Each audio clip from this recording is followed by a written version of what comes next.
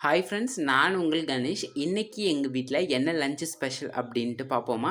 அதுக்கு முன்னாடி ஃப்ரைடே வந்துட்டு விரதம் பண்ணிட்டு தான் சாப்பிடுவோம். அதை அப்படியே பாருங்கள் எங்கள் வீடு எப்படி வைபில் இருக்குது அப்படின்னு சொல்லிட்டு. ஃபுல்லாகவே அப்படியே ஒரு மாதிரி கோவில் மாதிரி இருக்கும். எனக்கு அந்த பீஸ்ஃபுல்லான மைண்டு ரொம்பவே எனக்கு பிடிக்குன்னே சொல்லலாம். அப்படியே சாமி பாட்டு, விளக்கு, சாமி ரூமில் விளக்கு, வெளில இருந்து விளக்கு, லைட்டு போட்டுவிட்டு சாம்பிராணி வாசனை.